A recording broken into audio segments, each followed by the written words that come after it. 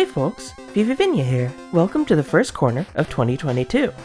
As you might have guessed, there was a pretty big shift in plans recently, and I couldn't quite get to either of the goals I set out for myself. As it turns out, forcing yourself to rush things isn't exactly a path for success. Though more importantly, I've released something new for Workshop, and I'd like to leave some commentary on it. Just a bit ago, I released the last bit of content of the year, being the full remakes of the stage Subcon, as well as the two accompanying buddies, Fanto and Tweeter. There's not much I can really explain that's new since my very first presentation video, so I'm going to approach discussing this in a different sort of light than before. Let's start with the buddies. Buddies like this are sort of a relic of the older days of Workshop. Even if they're not the most played mods, I hope fans of the material can enjoy them. First, let's take a look at Tweeter. I took extra effort to make sure the new artwork really matched the original concept art this time. You can especially notice this in the eyes and wings. Additionally, Tweeter looks more alive than ever, thanks to animation techniques I've learned since animating them 2 years ago. Then of course is Fanto. Since they only really have one frame, not exactly much to reanimate, the more interesting improvements come in the form of code. You might notice immediately that Fanto never turns around, just like in their original appearances. They have a much more faithful flight path as well, which was a very fun challenge to code. I imagine for most people though, the real meat of the update came in the form of Subcon's brand new look and features. Almost everything from the stage has been redrawn with greater details and a more pleasing color palette, while still aiming for a classic NES sort of feel.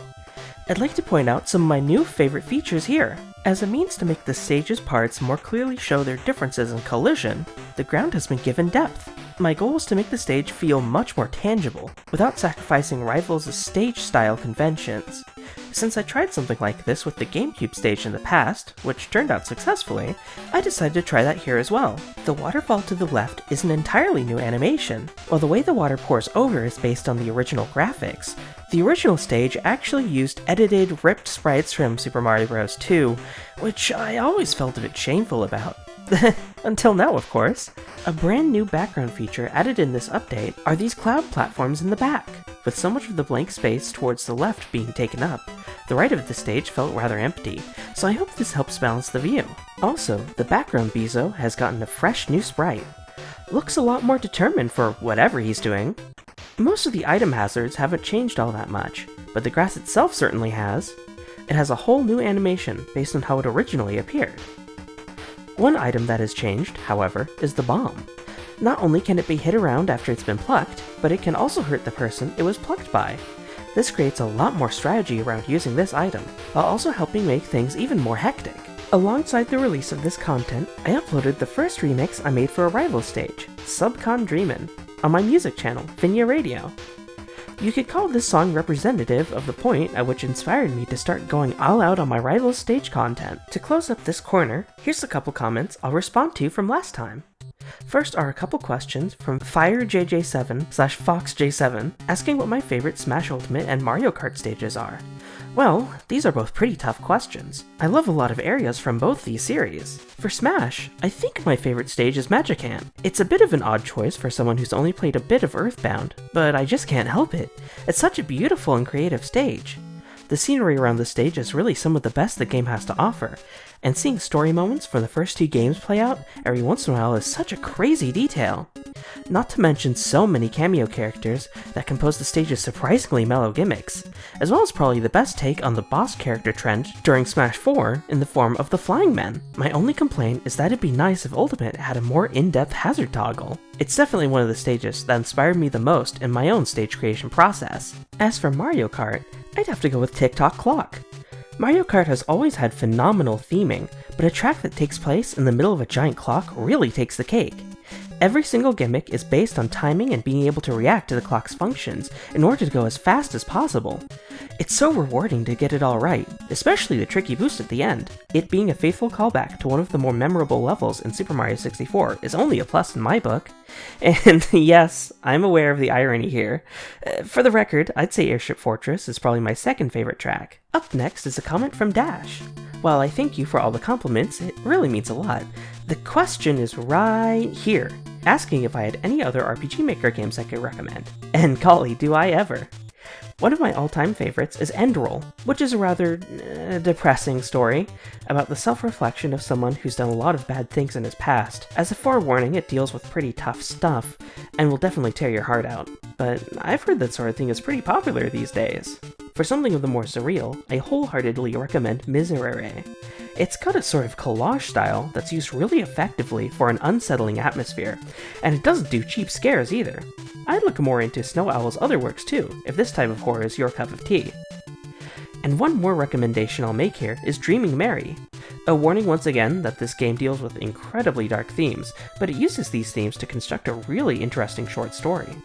It's a type of experience that gives you a new perspective on the ways games can tell stories. All 3 of these games are free, and I've linked all of them below. I intentionally chose more of the less mainstream games in the category, so hopefully at least one of these are new to you.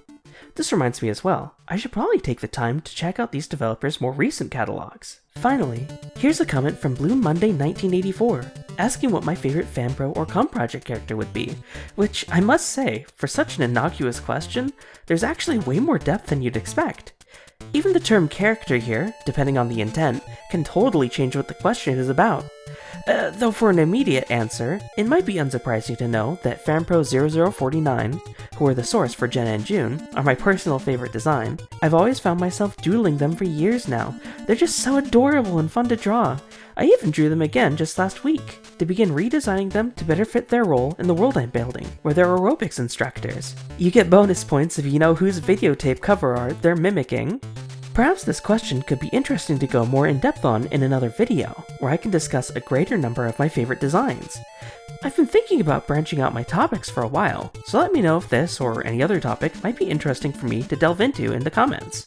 And thank you everyone for leaving such great questions. To close off this video, I'd like to address my plans for the rest of this year. I feel like the best place for corners to exist is as an extended reflection of larger pieces of work. So instead of trying to hold myself to a bunch of short videos where I scrape by on things to talk about, I'll give my thoughts a little while after I release something big. This will save me a lot of headaches involving the amount of time I end up spending on these videos when I'd rather just be making new content. Furthermore, I'm going to say that, from this point onward, anything I've said in the past involving my plans for Rivals, including dates, teases, and even some things I've said that I confirmed in the past, are not necessarily how things will turn out. All I can say for sure is that I still plan on finishing up the bigger loose ends, such as those involving Shy Guy and the cruising stage. Also, I would come to expect less grandiose amounts of content from me at once, like I have done in the past. Instead, I hope you look forward to the smaller amounts of content with shorter breaks in between. For instance, I hope it won't be bothersome for the Venom SST update and Castle Guide release to happen without their stages for the time being. Having such a large backlog of content piled up like this makes it difficult for me to want to begin working on things, and dividing it into smaller chunks would help me a lot with having me actually get stuff out. I hope you understand, though more importantly, I hope this plan ends up making me not only more productive, but also less anxious in general. We'll see how this all goes until then though. Until next time, I wish that you have fun. Goodbye!